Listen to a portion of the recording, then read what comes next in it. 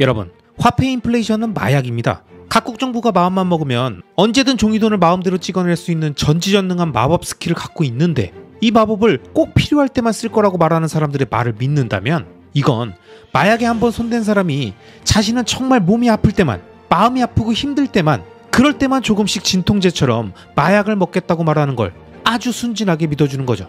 여러분, 자신이 원할 때 언제든 무한대로 찍어낼 수 있는 화폐 발행권을 가진 위정자들은 절대 이 전지전능한 스킬을 아껴 쓰지 않습니다. 아니, 아껴 쓸 수가 없습니다. 경기가 안 좋을 때, 자신의 지지도가 떨어질 때, 세수가 부족할 때, 글로벌 경제 위기를 돌파해야 할 때, 글로벌 팬데믹으로 보조금을 지급해야 할 때, 이 세상에 존재하는 온갖 모든 상황들이 계속 돈을 더 찍어내게 만들고, 그렇게 돈을 푸는 위정자들이 인기를 얻게 되는 그런 세상인 거죠. 자, 그럼 이런 세상이 계속 진행되면 앞으로 어떻게 될까요? 그리고 과거 100년 전부터 지금까지 이런 일이 계속 반복되어 왔는데 그동안 화폐 가치는 얼마나 떨어졌을까요? 마지막으로, 정부가 발표하는 인플레이션 수치 CPI는 정말 제대로 된 통계가 맞을까요? 도대체 이 CPI 수치는 어떤 식으로 구성해서 만들고 있을까요? 우리가 잘 알지 못하거나 어렴풋이 알고 있는 이 질문에 대한 명확한 답은 제가 더빙 영상으로 만들어서 많은 구독자분들이 좋아해 주신 마이클 세일러의 영상을 통해서 대신 설명드리겠습니다. 그럼 함께 보시죠. 여러분, 현재 전 세계의 기축통화는 달러입니다. 그리고 달러는 자산 대비 그 가치가 계속 붕괴되고 있습니다. 여기서 말하는 자산이라는 건 S&P 지수가 될 수도 있고 부동산이나 금이나 예술품 등이 될 수 있죠. 근데 만약 달러가 컨전화폐였다면 붕괴하진 않았겠죠. 이 차트는 많이들 보셨을 텐데요. 소비재 대비 달러의 붕괴를 보여주는 표입니다. 이 표에서 나오는 것처럼 달러가 100년 전보다 95% 약해졌다는 건 반대로 소비재는 20배나 비싸졌다는 걸 의미합니다. 그리고 그 소비재는 제조품이죠. 캔디바, 생수, 넷플릭스, 영화 같은 거죠. 이것들은 제조 라인을 통해 생산되고 저가로 소비자에게 공급되는 우리 삶에서 가장 싸고 흔한 것들인데, 그런데도 그게 20배나 올랐다는 겁니다. 제가 정부 관계자들한테 이 표를 여러 번 보여줬는데 그때마다 그들은 이렇게 말합니다. 글쎄요, 그건 인플레이션의 영향이죠. 이런 얘기는 한다는 거예요. 사실 이 표는 노동통계청에서 만들어진 건데 참 슬픈 사실은 그나마 이게 통계 마사지를 해서 이 정도라는 겁니다. 자, 이 표는 먼저 보여드렸던 거랑 좀 다른데요. 만약 달러를 비스킷이나 넷플릭스, 영화 같은 흔한 소비재가 아니라 땅을 파서 채굴 해야 어렵게 얻을 수 있는 금과 비교한다면 어떨까요? 건전한 자산인 금과 비교하면 과거 100년 동안 달러는 95%가 아니라 99%나 붕괴했습니다.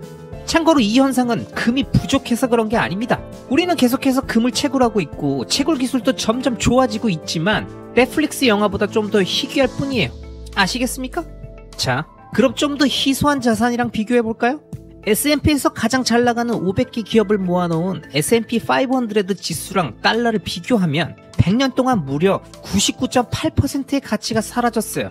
이게 실제 인플레이션율에 가장 가까운 수치라고 보시면 됩니다. 그리고 전 세계에서 가장 강력한 국가의 법정화폐라고 말할 수 있는 달러가 겨우 이 정도 수준이라는 겁니다.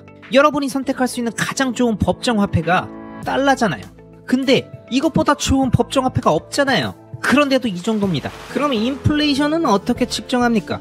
만약 우리가 흔한 것들이랑 비교해서 인플레이션을 측정한다면 인플레이션은 그렇게 높아 보이지 않을 겁니다. 그런데 만약 우리가 연력학적으로 건전한 어떤 고정된 척도를 기준으로 인플레이션을 평가한다면 그때 비로소 정확한 인플레이션을 알 수 있습니다. S&P 500 지수나 마이애미 해변도 좋은 예가 되겠네요. 마이애미 해변에는 96개의 블록이 줄지어 있습니다. 엄청나게 길죠?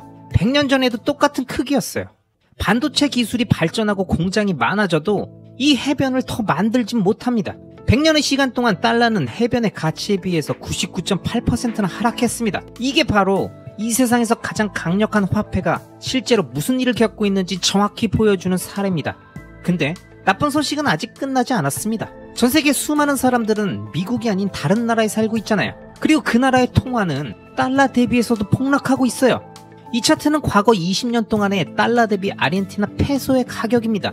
달러는 페소 대비 1부터 500까지 가치가 올라가고 동시에 페소는 달러 대비 99.8%의 가치를 잃었습니다. 근데 그동안 달러는 또 S&P 지수 대비해선 75% 하락했죠. 제가 더 이상 계산 안 해도 무슨 말인지 아시겠죠?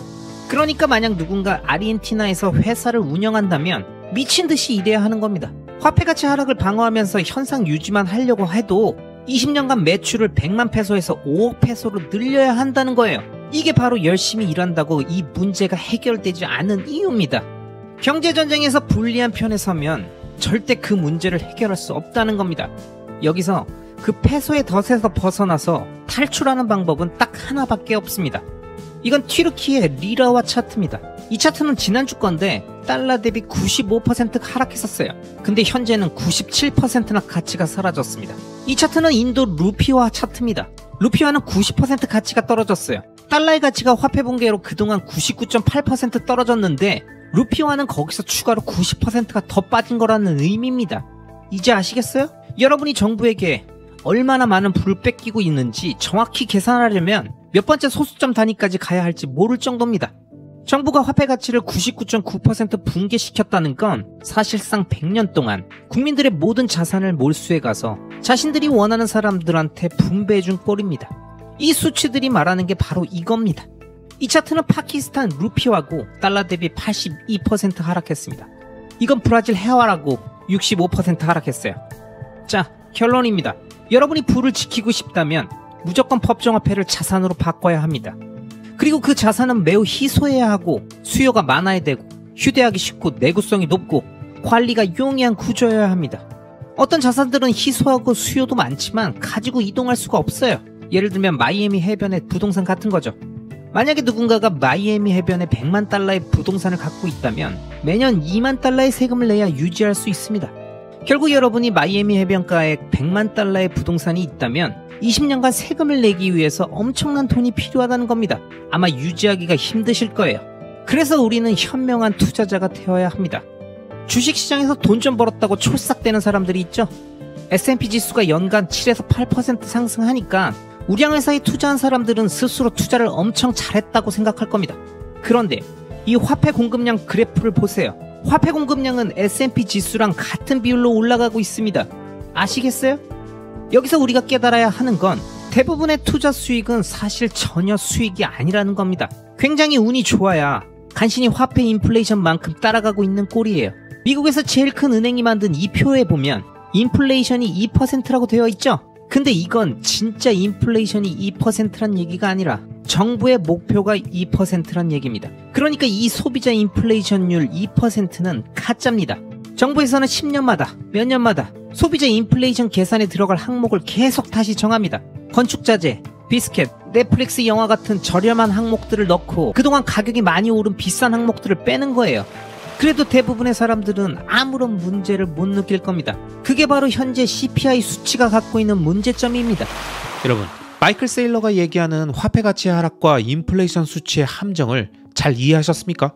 이 짧은 영상을 통해 우리가 살고 있는 이 세상의 진실과 우리가 착각하고 있는 것들을 조금 더 알아가고 싶으신 분들은 제가 위에 카드로 띄워놓은 풀 영상을 클릭해서 각 잡고 한번 제대로 보시기 바랍니다. 아마 이 영상을 보시고 나면 정말 많은 생각이 드실 겁니다. 아시겠죠? 여러분, 비트코인 반감기 시작되면 가격 팍팍 오를 것 같아서 잔뜩 기대하고 있었는데 오를 듯 말 듯 지지부진한 모습 보이니까 실망하셨습니까? 그런데 가끔씩 거래소 앱 켜보면 팍팍 오르고 떡상하는 알트코인들이 있죠? 그런 거 보면 혹시 이런 생각 드십니까? 그래, 비트코인이 안전하지. 근데 100% 비트코인만 할 필요는 없지 않아?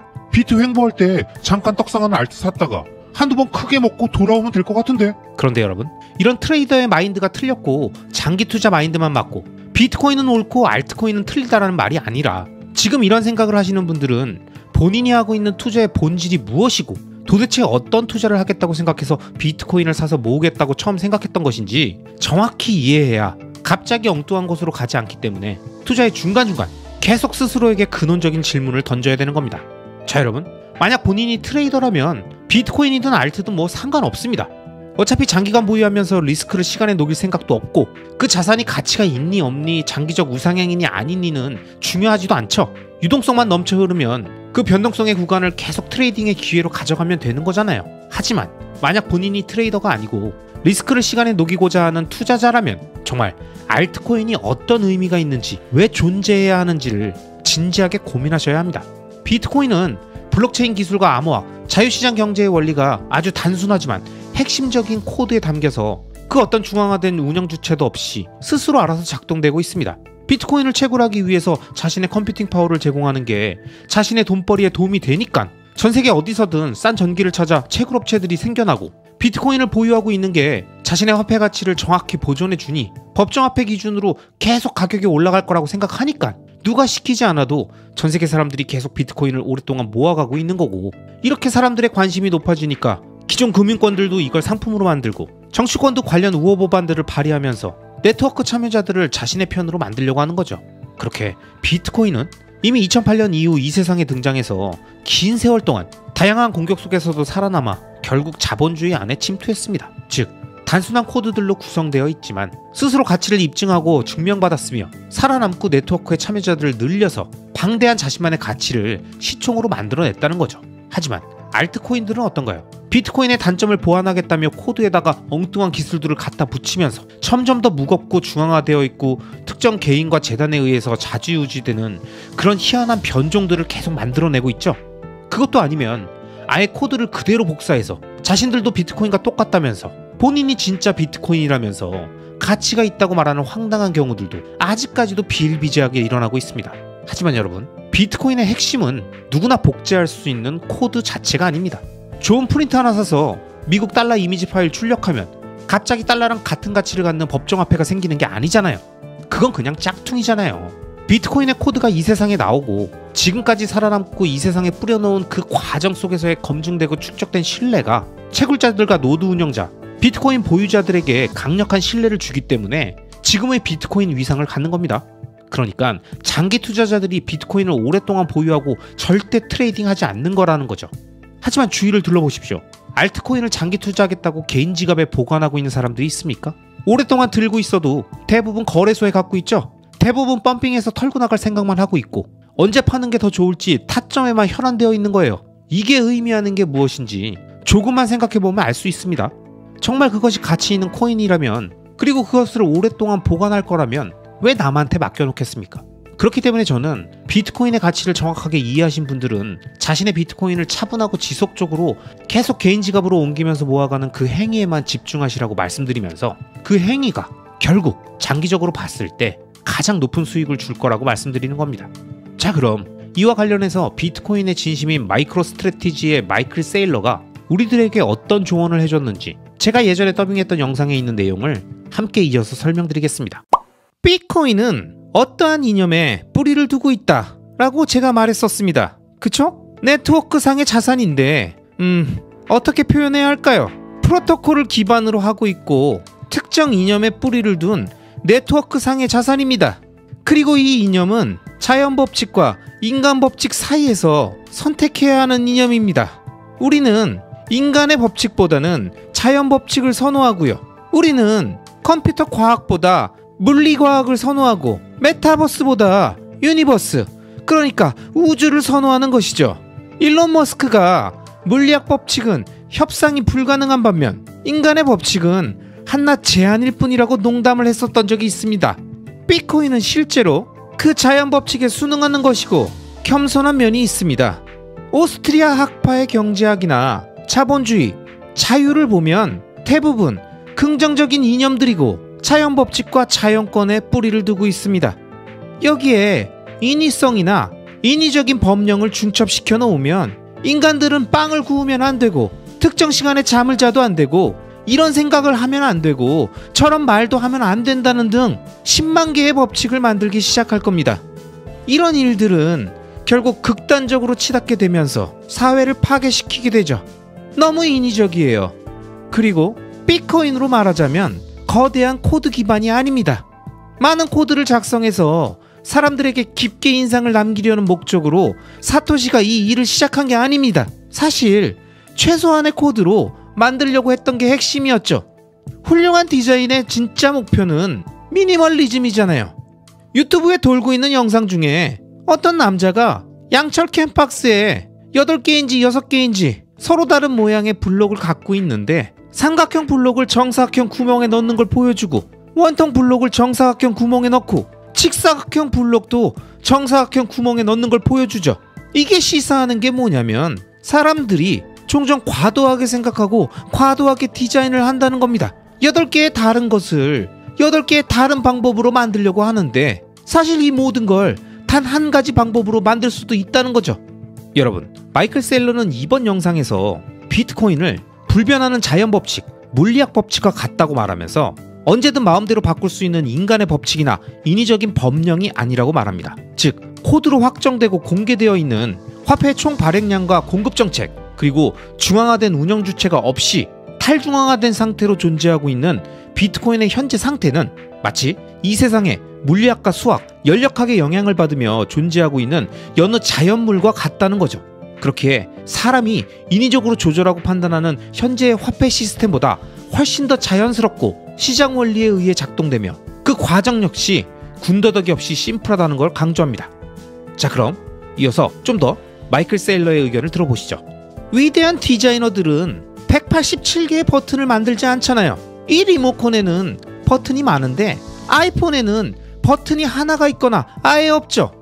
이상적인 인터페이스는 심플해요. 심플. 자, 그럼 컴퓨터 과학에서 이 모든 것을 코딩하려면 수백만 줄의 코딩이 있어야 합니다. 언덕 아래로 물이 흐르는 모습을 컴퓨터로 시뮬레이션 한다고 한번 생각해 보세요. 얼마나 많은 코딩이 필요하겠습니까? 단순한 언덕 하나를 주고요, 물 한 주전자를 떨어뜨리는 걸 컴퓨터 소프트웨어로 만드는 거예요. 이걸 시뮬레이션 하는 데는 정말 많은 소프트웨어를 만들어야 합니다. 그런데 자연의 경우 물이 올바른 방향으로 흐르게 하기 위해 코드가 필요한가요? 물은 그저 흐를 뿐이잖아요. 자연한테 이런 것은 어려운 일이 아닙니다. 그래서 사람들은 심플하고 우아한 것을 원합니다. 자연 법칙에는 에너지 보존 법칙, 빛의 속도나 소리의 속도가 있습니다. 중력의 법칙도 있고요. 에너지 보존 법칙에서는 물질을 파괴할 수 없습니다. 물질을 에너지로 전환시키거나 에너지를 물질로 전환시킬 수 있고, 빛을 열 에너지, 소리 에너지, 운동 에너지로 전환시킬 수 있지만 결국 에너지는 보존됩니다. 따라서 비트코인의 철학은 물리학의 뿌리를 두고 있습니다. 그리고 엔지니어링과 자연을 향한 겸손한 수능의 뿌리를 두고 있죠. 그리고 이것은 오스트리아 학파의 시장 논리와도 동일합니다. 즉, 시장이 결정하고 사람들이 뭘 할 것인지 결정하게끔 하는 것, 사람들이 어떤 행동을 해야 하는지 지시하면 안 된다는 것, 사람들을 자유롭게 내버려 둬야 한다는 것이죠. 그래서 저는 이렇게 말하고 싶습니다. 비트코인을 그냥 내버려 두십시오. 비트코인은 살아있는 유기적인 생명체이니까 그냥 놔두세요. 만약 당신이 뭔가를 만들어서 돈을 벌 수 있다고 생각했다면 혼자서 하세요. 자신의 응용 프로그램에 돈만 넣고 하시길 바랍니다. 새 프로토콜을 도입해서 세상에 제공하고 싶다면 그것도 괜찮습니다. 얼마든지 오픈 프로토콜로 도입할 수 있죠. 리눅스도 오픈 프로토콜이고 HTTP도 있고 또 자신만의 라이트닝 프로토콜을 가질 수도 있죠. 라이트닝과 경쟁하는 프로토콜을 만들 수도 있고요. 이런 것들을 다 할 수 있습니다. 하지만 궁극적으로는 자연을 존중하고 사토시가 이 유전적 생명체를 설계했다는 사실을 존중했으면 합니다. 사토시는 크립토 생명체를 만들었고 사이버 공간에 이걸 풀어놨는데 살아남았죠. 다른 사람들이 이전에 만들었던 것들은 다 죽었는데 말이죠. 수백 번의 실험을 통해서도 다 죽었고 수백만 개의 것들이 그 이후에도 계속 죽어나갔습니다. 바로 여기에 딱 한 개만 살아남았고 우리는 이 생명체가 살아있다는 사실에 경외심을 느껴야 합니다. 우리의 임무는 사람들이 이것을 받아들여서 성장시키고 성공할 수 있도록 도와주는 것입니다. 바퀴벌레나 바이러스 혹은 토끼의 유전자 코드를 향상시키겠다는 것이나 비트코인의 유전자 코드를 향상시키겠다는 것이나 비슷합니다. 그냥 이 생명체들이 자신의 최대 잠재력에 도달할 수 있도록 내버려 두라는 얘기예요. 왜냐면 비트코인의 시가총액이 지금 8,500억 달러인데 근본적으로 유전적 프로토콜을 변형시키지 않으면서도 수백조 규모의 경제에 도달하지 못할 이유가 없습니다. 지금 꽤 훌륭히 작동하고 있는 것으로 보이잖아요. 그래서 제 생각에 이 철학의 핵심은 스토아 학파의 금욕주의가 주는 교훈과 비슷합니다. 어떤 일을 할 수 있다고 해서 그 일을 해야 한다는 건 아니라는 겁니다. 겸손과 우아함을 가지고 앞으로 나가세요. 그리고 복권에 당첨됐을 때 복권에 당첨됐다는 것을 인지할 수 있는 지혜를 가지세요. 못 먹어도 2배 고라고 외치면서 도박으로 다 잃지 말라는 말입니다. 여러분, 총 발행량이 2100만 개밖에 없는 비트코인의 1%인 21만 개를 보유한 기업 마이크로스트래티지의 마이클 세일러가 계속 강조하는 말이 있습니다. 비트코인은 에너지 네트워크고 에너지를 채널링하는 도구다. 도대체 이 말이 무슨 말일까요? 현재 시리즈 영상으로 만들고 있는 마이클 세일러의 돈이란 무엇인가 이 시리즈를 잘 모르시는 분들은 의미를 파악하시기 어려우실 겁니다. 마이클 세일러의 이 이야기를 조금 풀어서 설명드리면, 비트코인은 물리세계에 존재하는 전기라는 에너지를 사용해서 탈중앙화된 비트코인 네트워크의 컴퓨팅 파워가 계속 공급될 수 있는 자율적으로 작동하는 금융 시스템을 고안한 거라고 표현하고 있는 겁니다.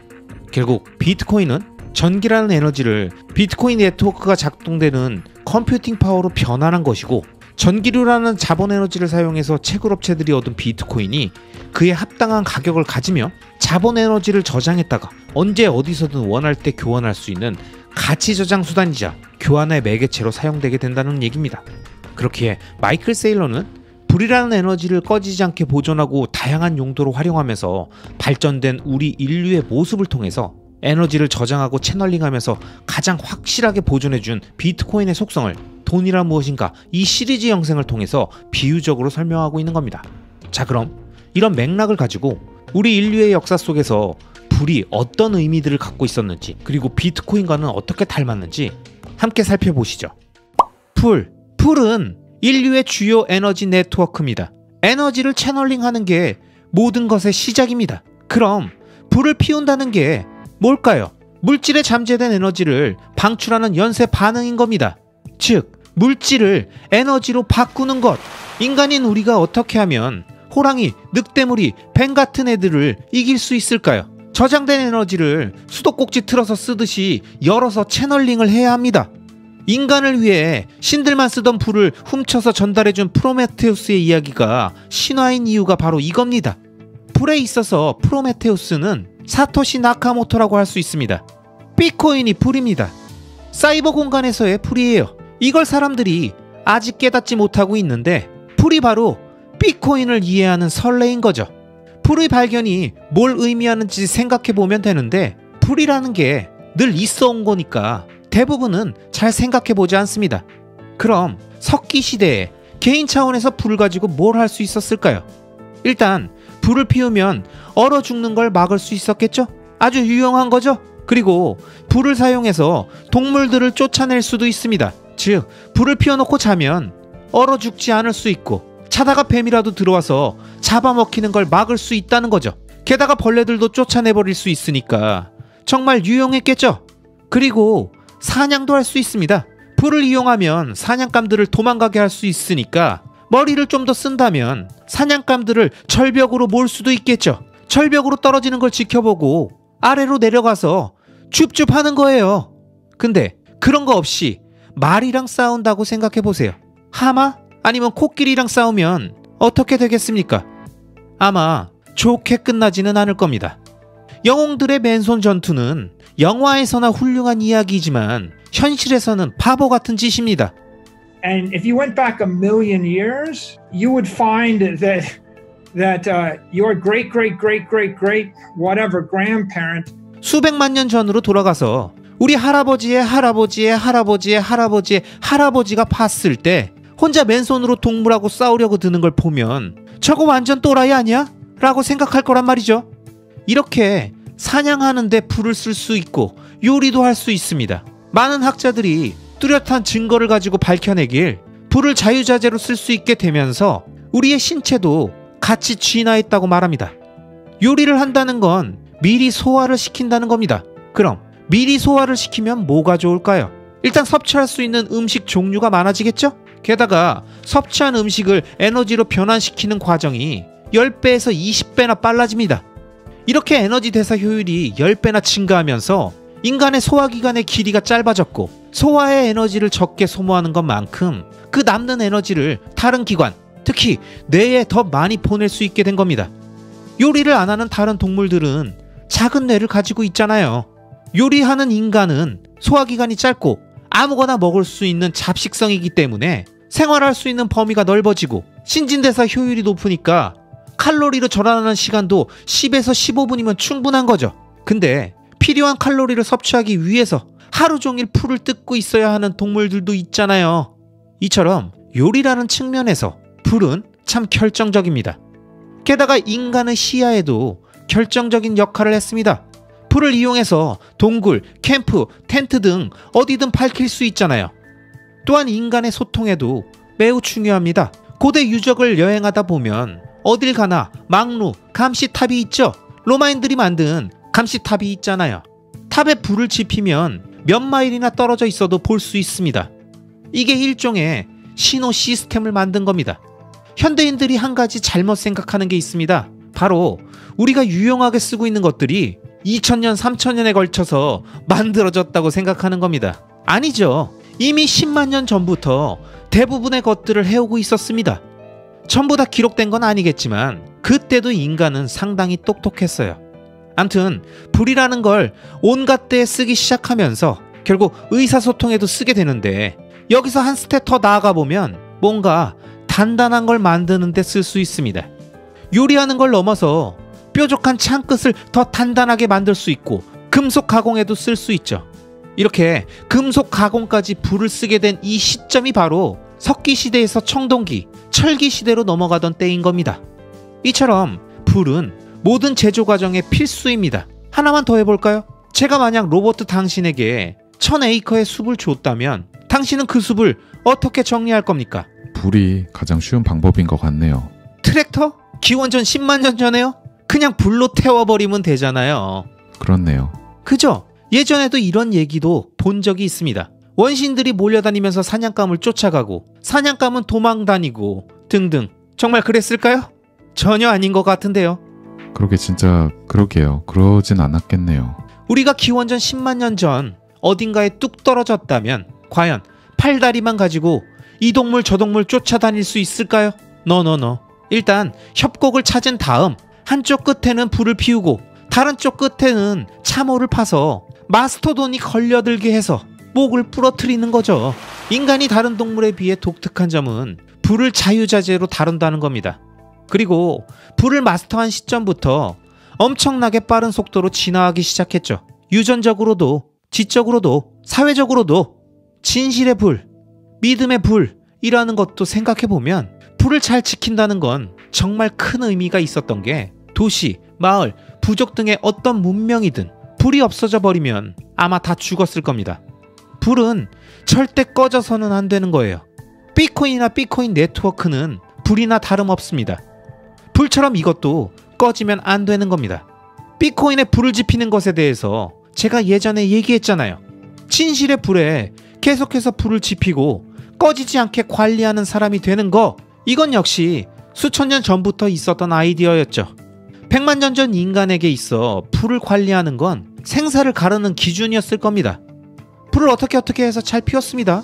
아주 좋았겠죠? 근데 10만 년 전 영상 5도 날씨에 비까지 오고 있는 상황을 생각해 보자고요. 심지어 영하로 내려가면 어떻게 되겠습니까? 날씨는 춥고 몸도 젖었는데 불이 꺼지면 그냥 죽는 겁니다. 학구적으로 들여다볼 게 아니라 진짜 심각한 상황인 거예요. 이처럼 인간이 불을 사용하면서 모든 것이 바뀌게 되었고 뒤따르는 수많은 발전에 대해서 여러 생각을 해볼 수 있습니다. 불을 사용하면서 우리의 뇌가 점점 더 발전하고 더 오래 생존할 수 있게 된 거죠. Prometheus is to Satoshi, right? As fire is to Bitcoin. Bitcoin's a fire. It's a fire in cyberspace. 불에 있어서 프로메테우스는 사토시 나카모토라고 할 수 있습니다. 비트코인이 불입니다. 사이버 공간에서의 불이에요. 이걸 사람들이 아직 깨닫지 못하고 있는데 불이 바로 비트코인을 이해하는 선례인 거죠. How do we survive in a hostile universe? We have to figure out how we can get harder, smarter, faster, and stronger. 적대적인 환경에서 어떻게 해야 살아남을 수 있을까? 더 단단해지고, 더 똑똑해지고, 더 빠르고, 더 강해지는 겁니다. And I think, as you put it earlier, channeling energy through our intellect. And I think the one piece that maybe we didn't hit on as much is the intellect itself develops through trade and interaction, right? That's how we are more than the sum of our parts, is by cooperation. And that's sort of at the kernel of all economics, right? 인간은 지성을 통해서도 에너지를 채널링할 수 있잖아요. 뒤에서 할 얘기지만 인간의 지성이란 결국 상호 간의 거래를 통해 더 발전해 온 건데, 인간은 협력을 통해서 얻을 수 있는 합이 우리 각자 인간들의 부분 합보다 더 많아지게 한 거니까 그게 바로 경제학의 핵심이기도 하고요.